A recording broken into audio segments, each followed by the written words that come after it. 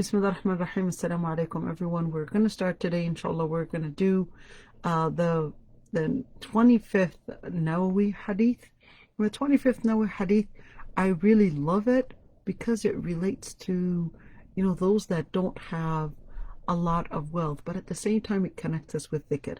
So let's see what the hadith says. It says, عن أبي ذر رضي الله عنه قال أن أناسا من أصحاب رسول الله صلى الله عليه وسلم قالوا للنبي صلى الله عليه وسلم يا رسول الله ذهب أهل الدثور بالأجور ذهب أهل الدثور بالأجور يصلون كما نصلي ويصومون كما نصوم ويتصدقون بفضول أموالهم قال أوليس قد جعل الله لكم ما تصدقون إن بكل تسبيحة صدقة وكل تكبيرة صدقة وكل تحميدة صدقة وكل تهليلة صدقة وأمر بالمعروف صدقة ونهي عن منكر صدقة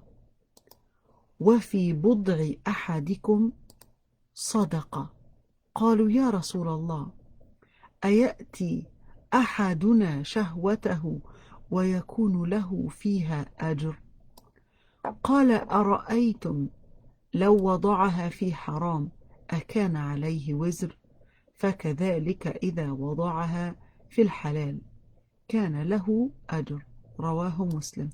So this hadith, you could see it relates to a number of different things. So what's the story of the hadith?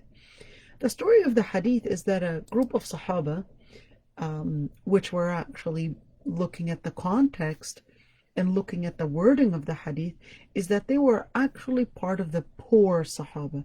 Remember, there were some Sahaba that were really poor, and they were called Ahl al-Suffa.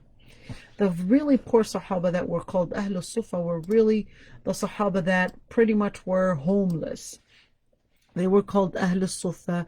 They were the homeless Sahaba that didn't have any home, and their only home was really to sleep inside the masjid.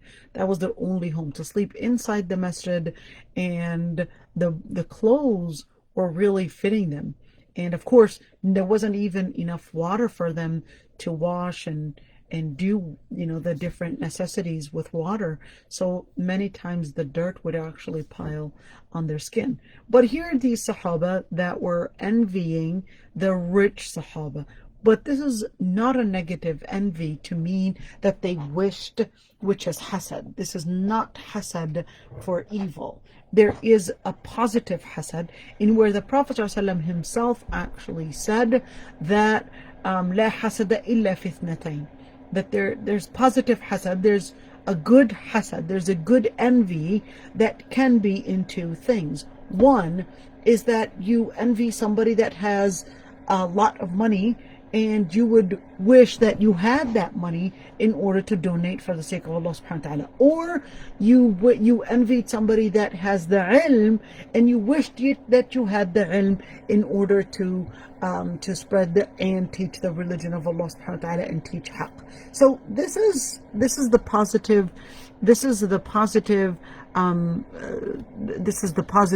hasad that they were involved in. So ذهب أهل الدثور بالأجور. So what they said is that they said the rich ones, they get the most. The rich Sahaba, that is, they actually get to go away with the biggest rewards, with the most rewards.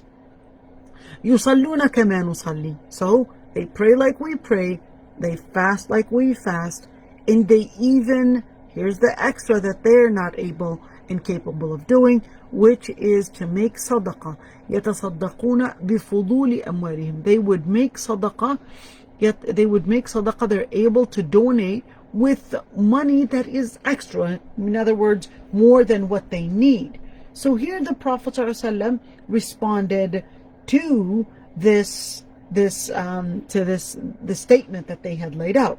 The statement was, well, they've got something that we don't have, which is the money And they're able to do what we can't do, even though we're at the same level of prayer, the same level of salah, in other words, the same level of rituals. But what they're doing is that they're doing something that we, as poor Sahaba, as poor Muslims, we don't have what they have. And they were fearful that they were going to get away with all the rewards, with all the most important levels in the akhirah. So the Prophet ﷺ responds, أَوَلَيْسَ قَدْ جَعَلَ لَكُمْ مَا تَصَدَّقُونَ? Did not Allah subhanahu wa ta'ala give you anything for you to donate? And then, now this is not a question wanting an answer from them, but this is actually giving them, this is giving them like, okay, well, here's something that, and this is what we could see in the hadith. Here's something that you could learn from this question. So this is, of course, the Prophet ﷺ, speaking their words. أَوَلَيْسَ قَدْ جَعَلَ لَكُمْ مَا تَصَدَّقُونَ. So he's now giving the question that is really on their minds, and asking the question in a different way, but giving them also that explanation that, yes, I understand that you are seeking a privilege in the eyes of Allah subhanahu wa ta'ala. So here the Prophet ﷺ says, أَوَلَيْسَ قَدْ جَعَلَكُمْ مَا تَصَدَّقُونَ. It's like, oh, so you mean to say you don't have the wealth and the money to donate like the rich ones. إِنَّ بِكُلِّ تَسْبِيحَةٍ صَدَقَةٍ. So now he's giving them a different alternative of a type of donation, and he says, with every tasbih. What is tasbih? Tasbih is actually saying subhanallah. With every tasbih that you do, that's considered a donation. In other words, the reward of a donation. وَكُلِّ تَكْبِيرَةٍ صَدَقَةٍ. And for every single word, dhikr, that you say, which is Allahu Akbar, which is takbira, that's considered the level or the reward of a donation. وَكُلِّ تَحْمِيدَةً صَدَقَةً. And for every single time you say Alhamdulillah, that is considered a donation. وَكُلِّ تَهْلِيلَةٍ صَدَقَةً. كُلِّ تَهْلِيلَةٍ صَدَقَةً. Every time you say La ilaha illallah, that's going to be a sadaqah. Not only that, so I want you to look at here, the first ones. He said the tasbih, the takbir, the tahmid, and the tahleel. Now those are the oral dhikr. I want you guys to focus on that one. So those are the oral dhikr. Let's see what other types of sadaqah he's talking about. وَأَمْرٍ بِالْمَعْرُوفِ صَدَقَةً. And ordering for what is good is also a sadaqah. And forbidding what is bad is also a sadaqah. Notice that he separated the two. And this is really important for those that think just order for what is good and don't forbid what is evil because you might offend somebody. So this tells you that no, the ordering for what is good and forbidding what is evil are two separate things and are two separate responsibilities. وفي بضع أحدكم صدقة. وفي بضع أحدكم صدقة. البضع is actually the fluid. It's the fluid, and the Prophet ﷺ, the fluid here to mean semen, really. أحدكم صدقة. So even that could be a sadaqah. Now they question. Now this is really important because what they're questioning was, قالوا يا رسول الله أيأتي أحدنا شهوته ويكون له فيها أجر. Is one going to be approaching their wives or their spouses, and when they're actually approaching them for the sake of lust, and they would still get rewarded for it? So the Prophet ﷺ responds. Now, this is a question that they asked, not as a form of, an argument, but this is called this is from the angle of istifsar. This is seeking information. This is not arguing with the Prophet ﷺ, but this is seeking more information. This is asking and requesting an elaboration, a further elaboration on how the Prophet ﷺ actually did that qiyas, actually did that analogy, in teaching them that, if you do something in a haram manner, well, if you were to get the sin for it, if you do it in a halal way, then you would actually, by that analogy and by that logic, you would actually get the reward for it. And then they said that, well, the Prophet ﷺ says, أَرَأَيْتُمْ لَوْ وَضَعَهَا فِي حَرَامٍ. Do you not see that if this person would have, in other words, approached, had intimacy with somebody that is not lawful for him, in other words, with other than their spouse, that would they be sent for it? فَكَذَلِكَ إِذَا وَضَعَهَا فِي الْحَلَالِ. Says then, this is the same, by that same analogy, is that when they were to approach halal, meaning their wives in halal, then they would actually get rewarded for it. And this hadith is rawahu Muslim. But there are a number of things, of course this is just a really fast interpretation here, but there are a number of things to actually talk about. Number one is that we see that the Sahaba were the ones that were in the story, were actually the Sahaba that were the poor Sahaba. But then the Prophet ﷺ did not necessarily respond that, about the money, but he gave an alternative.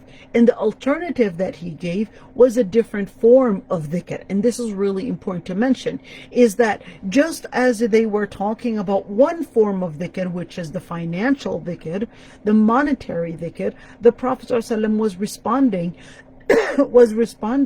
that there's another type of dhikr that can also do the job. And this is really important, because when we're talking about different capacities, and this is really important to say, when we're talking about different capacities, it depends on the person's capacity.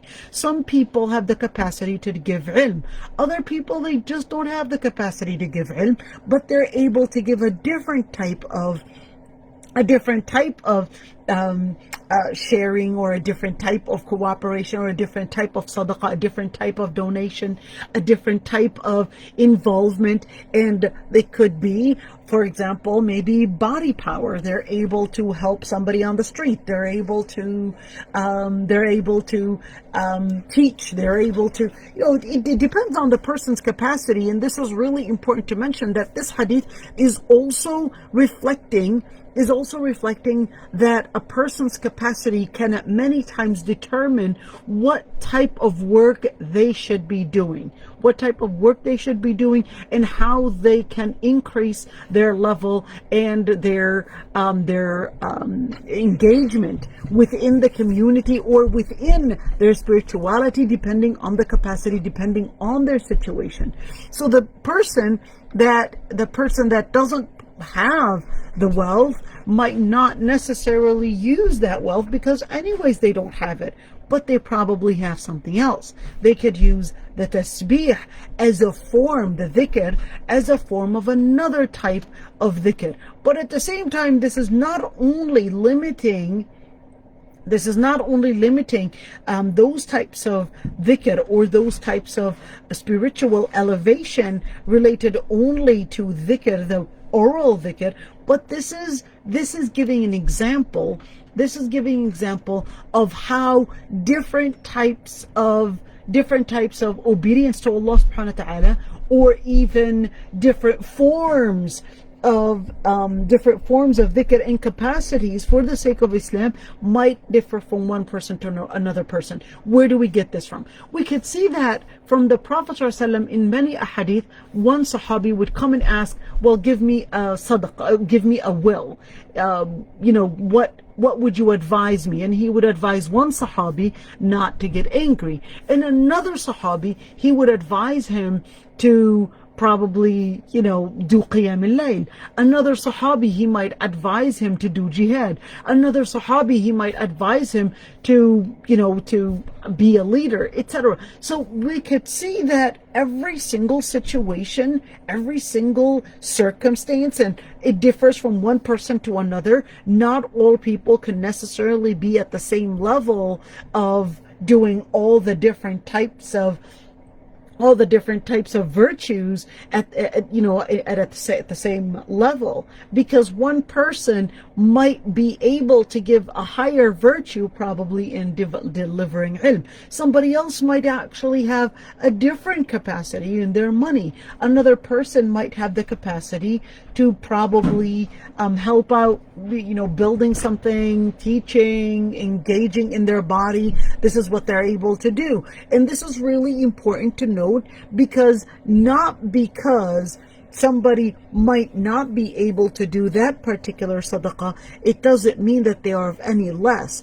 That's Allah subhanahu wa ta'ala to really judge and know whether the person did it with one, which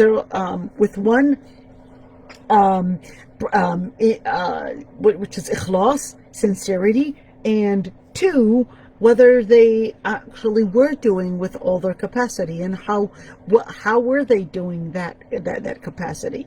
And this is really important to mention when we're talking about different abilities and different capacities and different ways in order to increase and enhance your level in the eyes of Allah subhanahu wa ta'ala. Now, one thing is that you could see, and this is really important to say, is that every single لكل مقام مقال لكل حادثة حديث ولكل مقام مقال.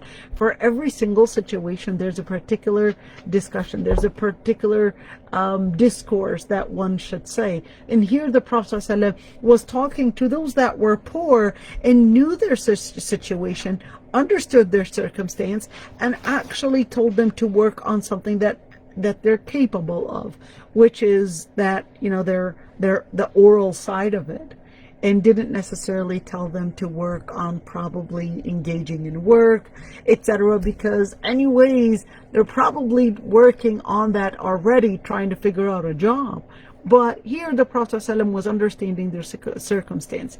The other part, when we see that the Prophet ﷺ actually says, وَأَمْرٌ بِالْمَعْرُوفِ صَدَقَةٌ. And this is really important, because when we're talking about ordering for what is right and forbidding what is evil, there are actually a number of different conditions for it. Number one is that when you want to order for what is good, you want to keep in mind that the person that is ordering for what is good, they're actually supposed to have two things. Number one, that their awareness of what they're talking about. In other words, they have to have ilm in what they're ordering about. You can't just go and do and give durus or even order for what you might think is wrong, if you don't have the ilm for it, because that could be a matter that has differences of opinions between scholars, or this could be a matter that might actually have different circumstances, etc. Well, sometimes this can lead to some misunderstanding, in where some people might say, well, therefore the person that is supposed to be doing amr bil ma'ruf wa nahy anil munkar is supposed to be a scholar. Not necessarily. Not necessarily is the person that is doing that act necessarily supposed to be a scholar. But it's really important, especially if we're talking about matters that are ma'lum min ad-din bil-darura, meaning that we know that it is part of Islam. There's no doubt about it. Drinking, we know that it's part of Islam, that no one is supposed to be drinking, and that there's no excuse unless the person didn't have food or water, etc., and that was the only alternative. And the other part is when we're talking about circumstances where, yes, we know that regardless of the circumstances, this is haram or this is halal. But that takes us to point number two, which is, generally speaking, when you want to order for what is good and what is evil, you want to make sure that you ask the person, did they actually do it? Do they have a different reason? Maybe there's something that you don't know in their situation. So you want to take that that initiative to really ask. There is there is a moment where an event that was known that the Prophet ﷺ actually saw a man entering the masjid. So he saw him entering the masjid, and the Prophet ﷺ was actually on the pulpit doing khutbah al-Jumu'ah. So the Prophet ﷺ just sees the man come inside the masjid, sits down, and then the Prophet ﷺ says, "As-sallayt? Did you pray?" And the man said, "No." So the Prophet ﷺ says, "Qum fasalli rak'atayn wa tajawwaz fihima." Get up and pray 2 rak'ahs and make them short. Tajawwaz is not meaning get married, but tajawwaz means to make it short. Make those 2 rak'ahs short. Don't extend because you've got a khutbah that you need to listen to. And this is really important. I'll tell you one story. I was in the masjid. And this is, I don't know if I should share this. I'm just going to share it. I was in the masjid, and I noticed that there's this lady that is praying to the opposite of the Qibla. So I approach, and I'm like, okay, well, looks like she's new to the masjid. I approach the lady and turn her around. Just, gently. Wallahi, I did it gently. I gently turned her around, and I said, "Sister, the Qibla is that way." So she turns back the way, like it's literally the opposite of the Qibla. She turns back the other side. And then I gently say, "Sister, the Qibla is that way," and I turn her.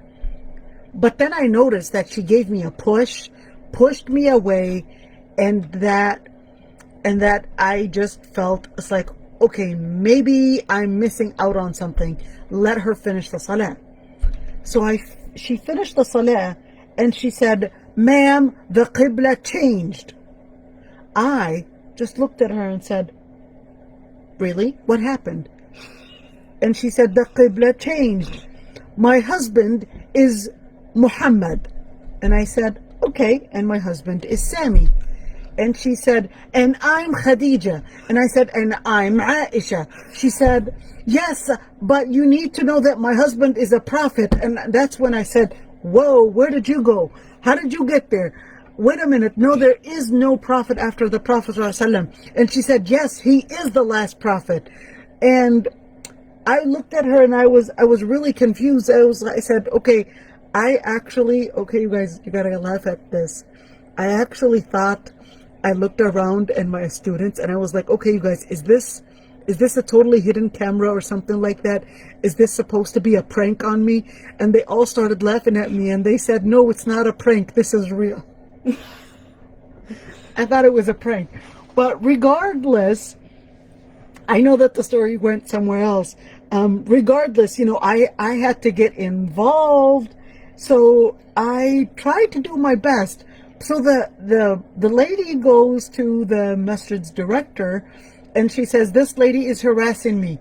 And I'm looking around and still not believing that this wasn't a prank on me. So she said, "Yes, this lady is harassing me." But then when she got the director of the masjid involved, I figured that there's no way that the director is also going to be involved in this prank.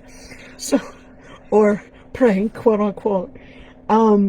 So I knew the director, and when I saw that he was starting to get angry, and I knew that, okay, I just spoke to him in Arabic, and I said, it's okay, don't worry. I'll just admit that I was harassing and that I apologize. And the reason why I said this is really because I didn't want her leaving the masjid and never coming back again. Even though, what she committed was kufr. To actually believe that her husband is a nabi was actually kufr. But this is, at least we need her to come back to the masjid and probably get the ilm to know that this isn't that her husband is not the prophet. But subhanallah, anyhow, so this actually takes me to the other point, which is sorry guys, this is real. Wallahi, I thought it was a prank in the beginning. I really thought it was a prank. Anyhow, so when we actually want to forbid what is evil, there are certain conditions. Number one is that you would know that this really is haram, and it's really based on evidence in Islam, and it's not an issue of your personal opinion or your culture, or you just have the emotions that you dislike that particular action or particular behavior, but you actually know the evidence for it. In other words, you know that this is not acceptable in Islam. The other part is that you want to understand the circumstance that the person is in. The circumstance, I must admit, at the time, I just thought maybe she just didn't know that she was in the masjid. She didn't know where the qibla is, and I assumed that she didn't know where and which direction she should be praying towards, and etc., or facing. So it could be that the sister has some type of a psychological disorder, or some kind of a mental disorder, maybe schizophrenic or something like that. So these are different circumstances that you need to be careful about, because when we're talking about a mental disability and a mental disorder, it really does have an impact on the person, especially if we're talking about people like schizophrenia that may believe that they're spoken to by God or Allah subhanahu wa ta'ala, or that they're prophets, or they were anointed somehow.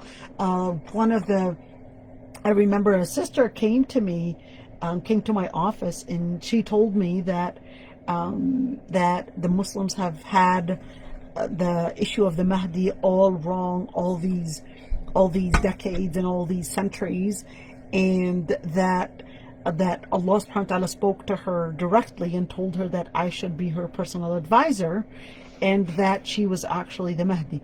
So right away you could see that this is a psychological disorder. You don't want to laugh about it, because it's not in their hand. It's not something that they can control. This is something that requires medication. This is something that requires, psychiatrists to get involved, not psychologists. I don't believe in all that psychology stuff. Sorry, this is too much of a general thing. Not everything in psychology is wrong. But a lot of this is bias, and a lot of the things in psychology are biased, and a lot of it is motivated by certain lobbying and certain atheist perspective than anything else. This is not saying everything in psychology is wrong, but I would say most of it needs more scrutiny in reviewing it from an Islamic perspective. But psychiatry is a medical study. That's a different story. Anyhow, the other part is you want to make sure that the good ordering for what is good and forbidding what is evil is not going to lead a bigger haram. Now, a bigger haram, or even probably another type of haram. So when we're talking about not leading into a bigger haram, something that is even more dangerous. So for example, let's just assume we've got, I get a lot of cases where families would tell me that their son is starting to smoke, for example, and the father is so angry about it, so he decides, you know what, I'm going to kick my son out of the house because he's smoking. And what might that lead to? That might lead to that the son probably go and probably get carried away with even more dangerous things, probably into drugs, or probably alcohol, and the list goes on and on. So is it always the best idea to kick your child out like that? You would have to look at the circumstances and look at the level of haram and look at the situation that the family is in. Is it always wrong? Not always is it wrong. I'm not talking about smoking here, but I'm talking about, different wrong things that could happen, in where if we are to keep this child at home, it might actually spread to the rest of the siblings, and probably lead to, instead of having one person, to actually having 5 children probably getting addicted. I'm not talking about here smoking. Definitely smoking. You don't kick your child out of the house for smoking. But I'm talking about, other addictions that can go far. So looking at the situation and studying the circumstance and understanding the consequence of probably what that might lead to is part of Amr bil Ma'ruf and Nahy anil Munkar that the person that is in authority should be taking in consideration to make sure that it's not leading to a bigger harm. So when we look at ordering for it, what is good and what is evil, we're looking at 4 different levels, where if that is going to lead to totally eliminating those evil things, we'll definitely do Amr Ma'ruf wa Nahy anil Munkar. If it's going to lead to probably reducing, in other words, I'm ordering for what is good. You know, the sister, she doesn't wear for full hijab, for example, but probably instead of having her wearing, you know, tights and all those, I don't know what they call those shirts and all those different things, to probably wear a little bit more baggier clothes, things that are more appropriate. Well, this is less. And not just as in awra, it's not all the same. There's an awra al-mughalladha and there's an awra al-mukhaffafa. They're also at different levels, and where there's major immodesty and minor immodesty. So uncovering your hair is not at all compared to probably uncovering different areas in your body. The other type is that the person is leaving that particular harm into going to something else. For example, probably leaving one type of cigarettes and going for another type of cigarettes. Really, it's the same thing.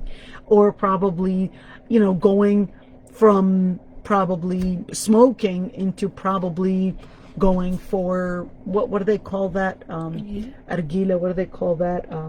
Forgot what they call it. You know, those hookah things.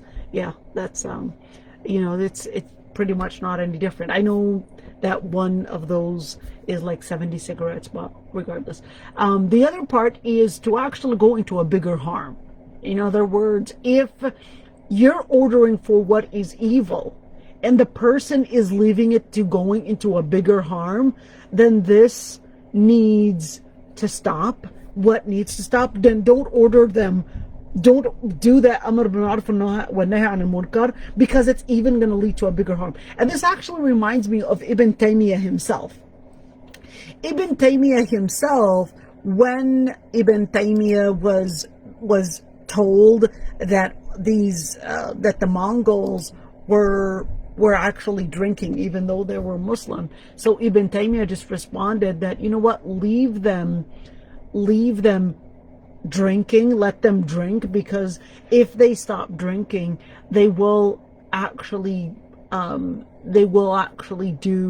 and engage in bigger haram, which is attacking people's lives and probably committing major massacres. So this is Ibn Taymiyyah looking at the situation in where, well, yes, this is haram, but committing major massacres is even worse. So looking at the circumstance and looking at the consequence is actually part of the wisdom of doing Amr bil Ma'ruf wa Nahy anil Munkar. Looking at the circumstance and looking at the situation. And this is really common, where I would see you know, sisters or even brothers, they want to do Amr bil Ma'ruf wa Nahy anil Munkar, and the way that they are doing it, or not realizing that the person is probably gradually going stronger in their deen, or they're trying to work out their baby steps to grow in their deen, and to actually come forward that might take them back, not forward, is really important to keep in mind and keep in perspective, because it might lead to a bigger harm. So understanding the situation requires that hikmah, or the hikmah requires understanding the situation and understanding where and what that might lead to. Where do we get that from? So that we get it from the ayah where Allah subhanahu wa ta'ala actually says in Surah Al-An'am, وَلَا تَسُبُّوا الَّذِينَ يَدْعُونَ مِن دُونِ اللَّهِ فَيَسُبُّوا اللَّهَ عَدْوًا بِغَيْرِ عِلْمٍ. So Allah subhanahu wa ta'ala says, and don't swear at the gods, in other words, the deities that these people are worshipping, فَيَسُبُّوا اللَّهَ عَدْوًا بِغَيْرِ عِلْمٍ, because that might lead to them swearing or even speaking ill about Allah subhanahu wa ta'ala. And this is really important, is that when we actually look at the circumstance. It requires hikmah, that one understands the situation that the person that is committing that haram thing is in. So understand, you need two sides to doing amr ma'ruf wa nahy munkar. Understanding that particular ruling, understanding that particular issue, and understanding the circumstance that person is in, and where that might lead them into. Because when we're looking at amr bil ma'ruf wa nahy an munkar, there are certain things that differ from one person to another. One person, you give them the order for what is haqq and they're willing to do it, and one person you give them the order for what is haqq, and that izzah bil ithm, ta'khudhum al izzatu bil ithm, and their pride in doing what is haram actually gets in the way, and their ego, they don't want to hear from you, or they probably have some animosities towards you. They don't want to hear it from you. You might want to step back. So being wise in understanding who that person is and how they react to those orders, and how they react to you even, is part of having the hikmah in al-amr bil ma'ruf wa nahy an munkar. Now the other part, of course, there's so many. Let me answer some of the questions that were posted here. Is the word Sufiya derived from Sufa? So, well, here's the thing. The word Sufi, there are so many different theories about the word Sufi. Is it derived from Sufa, Ahl Sufa? Is it derived from the Suf, the wool that they used to wear? Is it derived from, having tasfiyah, having to do with inner purification? There are so many different theories on where the word Sufi actually comes from. Is it all in any of these? There are even more different theories, but one thing I must admit is that a lot of times the word Sufi is too much of a vast word, and that many times it is I would say mazluma. The word was really oppressed. The groups were really misrepresented at many times. Not all Sufis are necessarily engaged in all these bid'ahs, necessarily engaged in all these innovations, because there are different levels of Sufi, and it's really sad to mention that many Muslims within the Muslim community attribute the word dhikr only to Sufism, even though dhikr was actually ala bi dhikrillahi tatma'innul qulub. It's actually one very important spiritual thing in Islam. It's not necessarily Sufi, it's actually part of Islam. It's the ruh, it's the spirit in Islam. And to connect it to only Sufiya is really sad. Although I must admit, when we speak about Sufis, we're talking about a very wide spectrum, a very, very wide spectrum. I mean, when you're talking about al-haraka tijaniyya or tariqa tijaniyya, it's totally different than when you're talking about probably, Shadhiliya or Naqshbandiyya, etc. And there are so many of the Salihin that are from the Sufiya, by the way. So to necessarily attribute that, no, these people are dalla, mudilla, I think is more of an exaggeration. There are many great scholars that are actually Sufiya, and it's really important to not be so fanatic about rejecting everything that is related to tasawwuf. There are many great scholars from Sufiya and many great lessons to learn. And the most important thing to learn about Sufiya is the tarbiyah. And the tarbiyah, the tazkiyah, the adab, to learn from Sufiya that they were more focused on, I think is really needed. I think it saddens me to see that within our society there was a lot of focus on the materialistic understanding of what should I call it, in teaching and learning Islam, and really separated us from ruh, separated us from the spirituality of Islam. We're so focused on what to do and what not to do that we really got disconnected from شغلتنا الأدلة عن المدلول.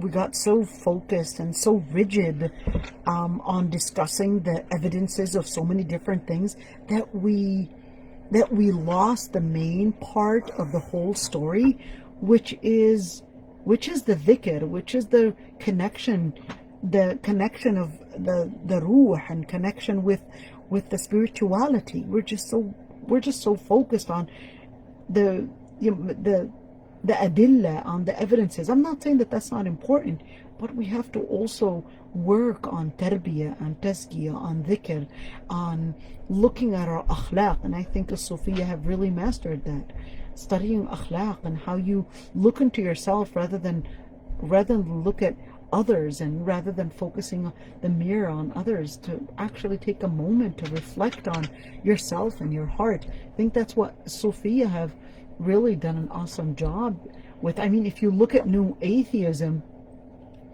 from what I have seen, is that there were more Muslims from all the different types of Harakat Islamiyya. And I'm not here going to say it's Ikhwan or Salafi, etc. No, in all different types of different Islamic organizations, we had people actually leave Islam, and we had the least number of Sufis that actually left Islam. I think that spiritual connection was the strongest in connecting you with Allah subhanahu wa ta'ala. But when you're just so focused on evidences and the materialistic side of all those different things in Islam, you just focus on those materialistic sides, and you forget about the ruh of it. It's going to be so rigid. You're just going to be connected more to the action, and forget about the ruh of it. And the ruh of it is the most important side of it. That's why in every single ayah in the Quran, when it discusses rulings, it's always connecting it to the heart. It's always connected it to the maghfirah, always connected to Allah subhanahu wa ta'ala. That's what Islam is all about. You're leaving everything for the sake of Allah subhanahu wa ta'ala. You're living that dhikr, you're living that connection between you and Allah subhanahu wa ta'ala. So, it's really sad when we're seeing it within our society, that focus on how things should be. I mean, I'm not saying it's not important, but how things should be done, and then we're disconnecting ourselves from the ruh and the dhikr in it. Here's another question. Is vaping counted as smoking? Well, anything that we know science proved that it has negative and dangerous effects on the lungs, on the heart, etc., then it would actually be considered haram. So whether we're talking about vaping, whether we're talking about that argila and the hookah, and whether we're talking about smoking, and in the end is that, if we know that does that through science, then that would actually mean that it is haram. And in Islam, what is haram to use is haram to sell, is haram to gift, is haram to give. So ما حرم أخذه حرم عطاؤه. What is haram for you to take is haram for you to give. So it actually falls within that area. How did we get there? All right, yeah, that question. All right, so now let's continue. So the other part of the hadith where the Prophet ﷺ actually says, Ya Rasulullah, or he actually says, وَفِي بُضْعِ أَحَدِكُمْ صَدَقَةً.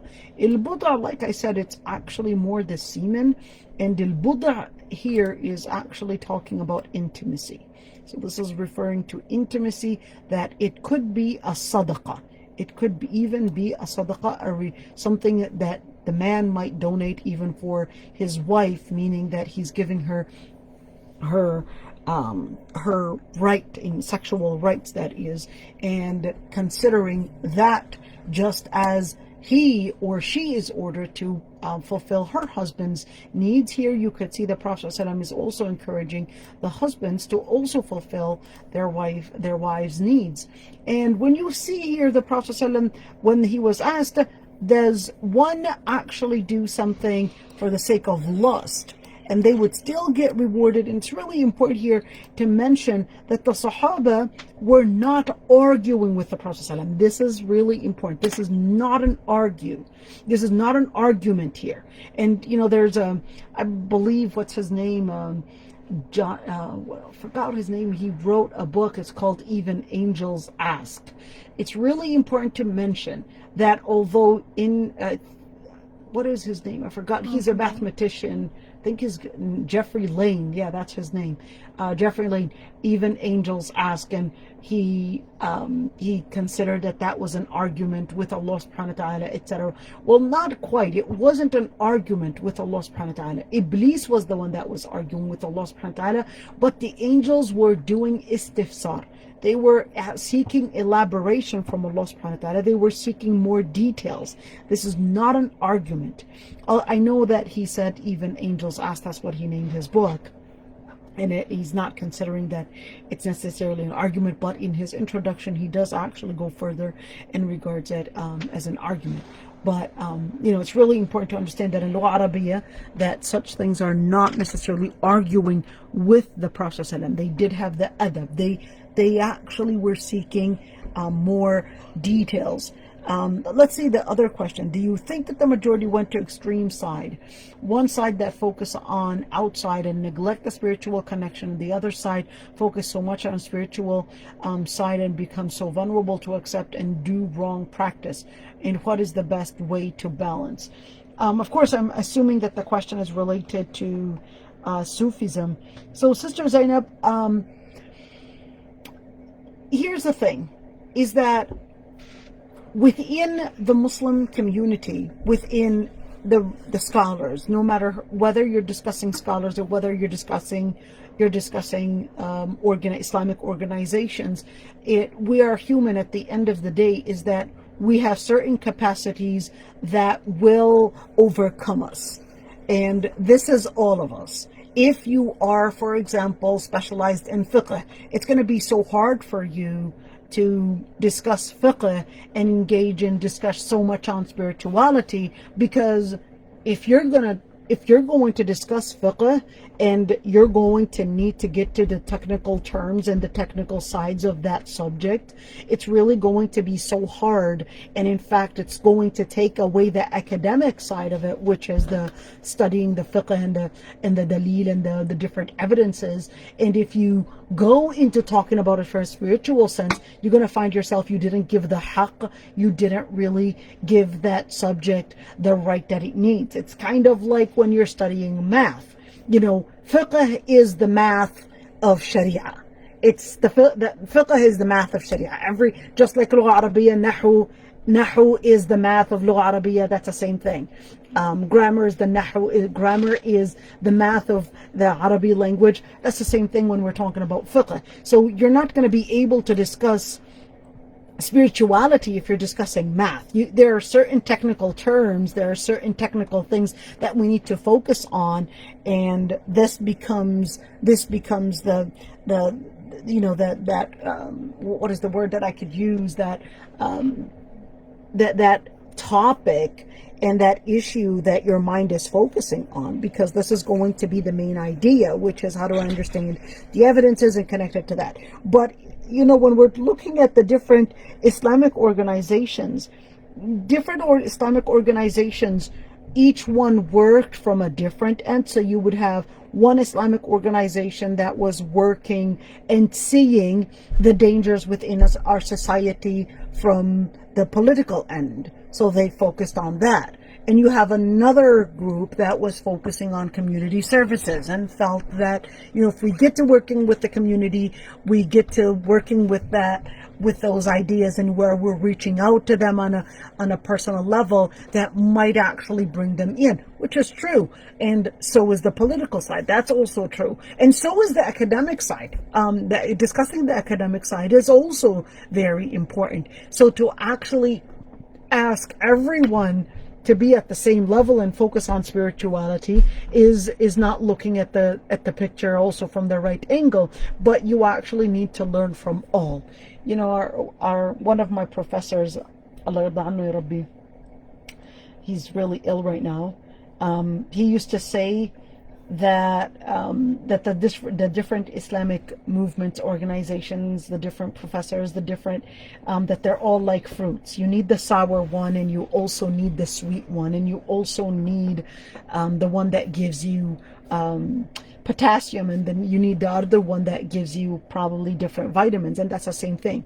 You need all those vitamins. You need the ilm, you need that activism, and you also need the spirituality, and you also need that focus on the community and those social relations. But the dangerous part is when you would get involved with no ilm, then you would become like Hatibulay. If you engage in any of these groups, being blinded and not aware of, for example, the innovations that are in the Sufiya, or the rigidity in Salafiyya, or probably the activism and how far Al-Ikhwan had went into giving up on a lot of things in Islam. If you didn't know where the lines and the boundaries are, you can easily slip into leaving so many different things from Islam and think, well, you know, I'm trying to embrace all. Embracing all and doing and accepting everything is actually dangerous, because then you're embracing all the different bid'ah, and you're embracing all the different distancing and all the so-called tolerance, when in reality it's actually giving up on Islamic boundaries and Islamic in Islamic values, etc. And your identity is going to be so wishy-washy. It's going to be all left and right. But you have to get the adab and the akhlaq, and you need to get the activism, and you need to get that connection with the society, and you also need to get that ilm as well. So you could say, you could see those different sides and learn from all, but you want to make sure that you use that lens to scrutinize those different areas, so that you won't go in blindfolded and say, well, they all have good in them. Even that is a dangerous word to say. They all have good in them. Yes, they have good in them. Well, so do Christians have good in them. Well, so do Jews may have good in them. So to actually just say that in that diplomatic rhetoric is also dangerous, if you are just not, if you're just taking it in that general term. So you need to make sure that you scrutinize the different things around you, and you don't go blindfolded. So, don't necessarily take that general term that more sounds like a diplomatic rhetoric than actually a realistic on-ground action where we could, put it into practice. How do I reflect that into practice is the question. You want to reflect it into practice by getting ilm. Get the ilm to be aware of where and who and where are the levels of Islam. Getting the ilm is the base to help you distinguish the right and wrong, and getting the ilm in fiqh and also in aqidah are the most. Aqidah is number one and fiqh is number two, to help you make sure that you're not going to go off track under the pretense, and this is really common. We're having a lot of so-called activism that is out there, and under the name of activism, they're actually selling Islam and saying, well, there are differences of opinions, when in reality there's no differences of opinion. It's just an issue of people wanting to use the general quotations from Islam and apply it in the wrong place. And you will get people that are willing to sell their deen for that. All right. Now the other part is when we're looking at ayati ahaduna shahwatahu wa yakunu lahu fiha ajr. So this is that, even when we're talking about When we're talking about the relationship between husband and wife, it can be something that, in fact, there's a hadith where the Prophet ﷺ, that even if one were to put a morsel of food in his wife's mouth, that he would actually get rewarded for it. And that's the same thing, is that, even those special moments, it could be something, if the person had the intention to do it for the sake of Allah subhanahu wa ta'ala, that they would actually get rewarded for it. فكذلك إذا وضعها في الحلال كان له أجر. And that by the logic of if he were to put it in something haram, in a woman that is not lawful to him, then it would actually be a sin. So here, by that logic, the Prophet ﷺ was saying, well, if he were to put it in something halal, then he would get the reward for it. So here's another question. Is that question of Sahaba also, does that question also mean they're so shocked and surprised that they even get rewarded by satisfying themselves? So, well, it's two things. Yes, they were shocked, and they wanted more elaboration. So they were shocked. It's like, how is it that we're doing something out of pleasure, yet we're getting rewarded for it? And the Prophet ﷺ responds, well, here you want to see the logic of it, and it gives them that elaboration. So he didn't scold them for asking the question, but instead he actually did respond with further elaboration, because he understood that the question was more wanting to seek elaboration than actually an argument. So this is the hadith. We're finished with the hadith. Rawahu Muslim. This hadith is narrated by Muslim. And jazakumullah khairan, everyone. I'd be happy to answer any other questions, and I'm so happy to see new faces as well. And jazakumullah khairan, everyone. Is that so? Here, kullun ala shakilate. Is that what Allah means by kullun ala shakilate? No, there's actually a lot more to it. But the Quran, you could see in Islam that it does actually give every person a different capacity. In fact, even the Sahaba, even the Anbiya, they actually had different abilities. So you had Khalid ibn al-Walid, was not necessarily this person that was Hafidh al-Quran, but he was great in jihad, and he was known in that area. You could see Abdullah ibn Mas'ud, for example. He was not very famous for the jihad, but he was more famous for the Quran. He was more famous for that. Abdullah ibn Mas'ud was more famous for al-fiqh, which is what the dua of the Prophet ﷺ had given him. So here's a question. Is it haram to say happy birthday? So here's the thing. When we look at happy birthday, some scholars, they went back and said, well, the birthday is, if we're looking at the definition of Eid, what is the definition of holiday? Is it a holy day? Are you regarding it a holy day? Is it supposed to be only relating to a ritual? So ritual meaning the reason why this is haram is because it's a ritual. It relates to an understanding and definition of a religion.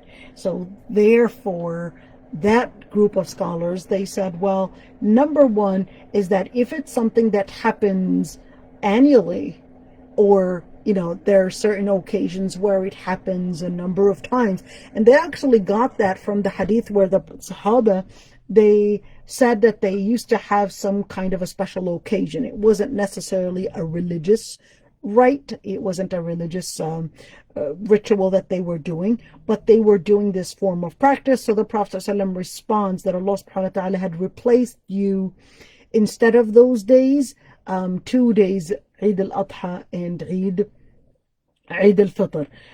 The other scholars, I'm here just laying out the different discussion. The other scholars said, well, no, that was actually a religious holiday, and to do a different kind of a celebration that's not necessarily a holiday, not necessarily meaning a ritual, and it is more of, let's say somebody comes back from, or somebody graduates, or somebody they commemorate a special day, because of their own personal thing. It's a personal thing.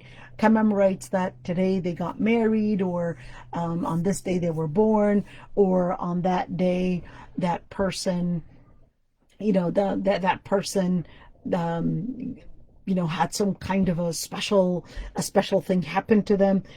Is that a form of commemoration? Is that considered as a holiday, as a ritual holiday? Scholars actually had differences of opinions on that, and this actually falls within the birthday. Is a birthday is a birthday a type of a holy day, meaning a type of a ritual, or is this more of a commemorating a specific thing? But again, when we look at the way that it is practiced, the way that it is celebrated, the way that people celebrate it, and where there's some kind of like candles, there's a cake, there's an invitation, there's a gathering, etc. So I personally don't consider birthdays as necessarily haram per se, but I would say it's within that gray area, and I choose to not celebrate it. But I wouldn't necessarily do that inkar, that harsh inkar, severe inkar, meaning, and be so, what is the word that I could say, that, being so harsh that it's no, it's one definite line, and that it's haram, period. It's within that gray area. The reason why is because it's not a ritual. Nobody practices birthdays as a ritual. We're not here talking about Christmas, okay? That's a different ritual. But here I'm talking about, birthdays, and it's not a ritual. It's more of a culture. It's more of a culture. It's more of a personal practice than a ritual. It's not a ritual. Nobody believes that it's a ritual. And from that, I would say, it's that gray area, because when the Sahaba actually approached the Prophet ﷺ and they said that they had this special occasion that they celebrated, etc., the Sahaba didn't mention that it was a ritual. It was more of a cultural thing. It was more of a cultural thing than a ritual thing. That's what I get from the hadith, and that's why I would recommend not celebrating, but I wouldn't necessarily say that's a definite thing. It's a definite thing, and it's one haram thing that if you celebrate, it's actually engaging in a different religion, or it's something like that. It's something within that gray area. What about Thanksgiving? Thanksgiving is also a cultural than actually a religious. But like I said, it's also, those areas when the Prophet ﷺ actually said when the Prophet ﷺ actually says that Allah subhanahu wa ta'ala had replaced you with Eidan, with two Eids, Eid al-Adha and Eid al-Fitr. I'd like to, I personally would prefer and recommend that we would stick to this hadith, because the Prophet ﷺ actually said Eidan, and the word Eid actually means it comes back. It's an occasion. It happens on a special day, and it's on specific day. It's to commemorate at a certain specific time. In commemorating actually comes with a form of gathering, a form of food, we're dressing up, etc. And if that is not called Eid, what is called Eid? That is Eid. But the scholars, like I said, they had differences of opinions on whether it would be a haram thing to practice, whether it is only if it relates to a ritual, or whether it related to a cultural thing. Is that included as well? So there's that different that different way of interpreting the text, even though it's just one text. How do we go deep inside? But regardless of all that interpretation, There is a general word that ulama al-fiqh would always say when we have differences of opinions, al-khuruj min al-khilafi awla, that the priority is leaving the differences of opinions in staying on the safe side. This is the best. In where we are right now as a Muslim community, we are not realizing that our identities and identities and the way we eat, the way we celebrate, the way we relate with one another, we're actually being indoctrinated in so many different areas. And in Islam, it's all about making sure that you as a Muslim identity, you are very distinguished from others. You don't want to just practice something because everybody else is doing it. You're very different in the way you perceive everything. And in fact, the Quran was always doing that tawbih and that scolding on, we're doing for the pagans, when they used to say we're doing it because our ancestors used to do it, because we saw them doing it. And the shirk, and shirk was actually in its beginning, at least in the beginning of idolatry, it seemed, at the beginning of idolatry, if you were to look at it from the modern perspective, it actually looked very spiritual. In where idolatry, they commemorated these virtuous, pious, good people, and to commemorate their action, they made these idols to remind them of the good things that they were doing. But then the good things, they became from commemorating the good things to commemorating the people to then worshiping them as gods. And that's the same thing. When we look at the hadith where the Prophet ﷺ actually made a khat, he made a line, and he said, this is the path to Allah subhanahu wa ta'ala, and all these, and he drew all these lines, are paths of shaitan. And this is really important to keep in mind, because these lines in the beginning, they don't seem so far away from the path of Islam. But then without us realizing, the path can really take us somewhere else.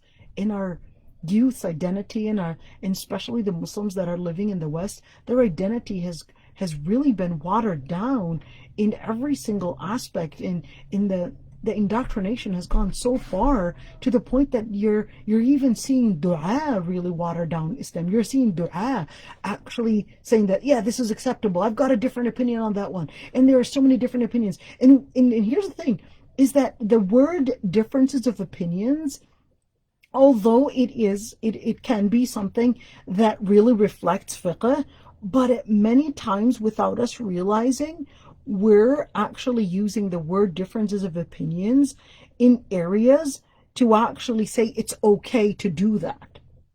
And without us realizing, it's becoming the predominant action, the predominant identity that all Muslims are practicing, under the pretense that, differences of opinions between scholars. Let's not be too rigid about rejecting that particular action or that particular behavior. Let's just accept it and just consider that it's not a big deal. And without us realizing, we're actually becoming, by the year, we're seeing a new form of so-called refined Islam. We're starting to see progressive Islam become as an opinion. Progressive Islam is starting to be presented as if it's an opinion, and not that it's not even Islam.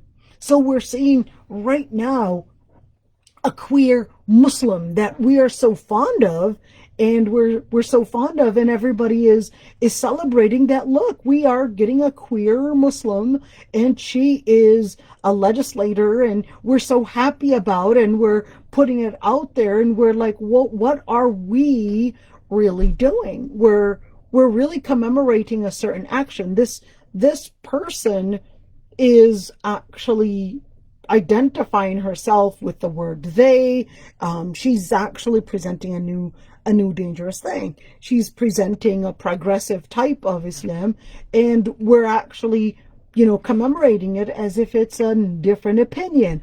And a different opinion later becomes a different trend, and it later becomes, well, this is part of Islam. And this is the dangerous part that we're seeing right now. This is the dangerous thing that we're seeing right now. So it has to be mentioned. It has to be rejected. It has to be clarified to the masses that this is actually against Islam. This is not something to be commemorated. And that's what I worry most about, the different things that we would adopt from other cultures. You can't adopt from another culture and call it Islam and say, well, it's okay, let's just be easy about it, because little by little you're not going to see yourself but a totally different person. You're totally distant away from Islam. It's not just an issue of halal haram. It's also the spirit the spirit of it, the ruh of it, the wala wal bara. It's the wala wal bara that is the most dangerous thing here. What is al wala wal bara? When you are feeling that, oh yes, I am embracing that culture and embracing this culture, you have actually lost your wala to Allah subhanahu wa ta'ala, that my main focus is to be Muslim. My main focus is to actually turn to the foundation of Islam, which is Allah subhanahu wa ta'ala and the Prophet sallallahu alaihi wasallam. And without us realizing, al-wala wal-bara is totally right now being watered down, and with especially the postmodern type of slogans, in where, yes, I'm American but I'm Muslim, and I'm Muslim but American, and I'm Muslim and I'm and also giving all these different identities, and forgetting that, wait a minute, your identity as a Muslim is the center. This is the center. And then the other identities that come with it, that come probably because of a country you come from, residency that you hold, etc. All these different things, they don't go on top of your Islam. They don't go on top of your Islam. This is your wala. This is your bara. This is the lens that you base the world on. So a lot really to say, but this is really important. Not many people would want to hear this. It's really sad. But here's another question: Is that qiyas that the Prophet ﷺ is doing? Well, it is qiyas. It is qiyas, and the qiyas in where what he did, in where you see, what if somebody practices something that is haram? Is it the same, etc. It is a form of qiyas, and qiyas is actually one of the masadar al-tashri'. It's actually one of those references that we would go back to as Muslims. So and when we're talking about qiyas, definitely there's really a lot to talk about as qiyas al-aqs. This is called qiyas al-aqs. So a lot really to talk about when we're talking about usul. So we'll let you all go. Jazakumullah khairan for attending. And assalamu alaikum wa rahmatullahi wa barakatuh. Sorry, Khadija, you just came in and we're ending our class. Oh, Yusuf, sorry, you had your hand risen. I didn't realize it, but now. Go ahead. So I could see Yusuf. Allah barik fiki ya Rabbi. Go ahead. I'm assuming it's Sister Basharo.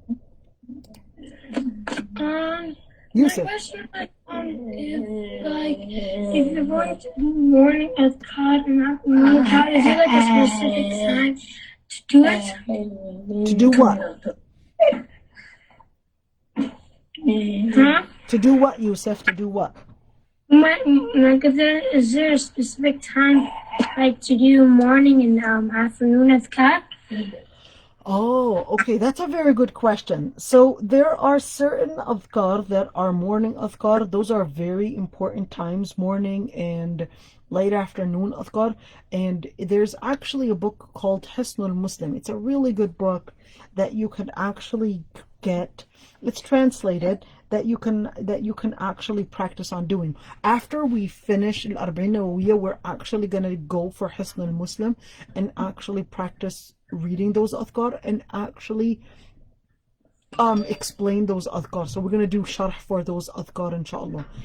So to answer your question, there are certain times that are for specific adhkar, and dhikr is at all times actually a recommended thing, except when you're in the bathroom. When you're in the bathroom, don't do any dhikr. That's why you say غفرانك when you leave, or أعوذ بالله من الخبث والخبائث, or أعوذ بك من الخبث والخبائث when you enter the bathroom, and غفرانك when you leave. So when you're in the bathroom, don't do those adhkar. But other than that, you could do adhkar at all times. But that's a very good question, mashallah, Yusuf. Good job. Do you have another question? That was another question. There are actually those adhkar that you could get on YouTube, and where they have recited all the time, and they recite all those adhkar at different times, like adhkar al-sabah, adhkar al-masa, adhkar during rain, or the adhkar during when you're wearing something new, etc. So those adhkar, you could actually go back to those YouTube videos and learn those adhkar in order to repeat them. Okay, jazakallah khair. Yeah, all right, everyone, and assalamu alaikum wa rahmatullahi wa barakatuh. Praise you.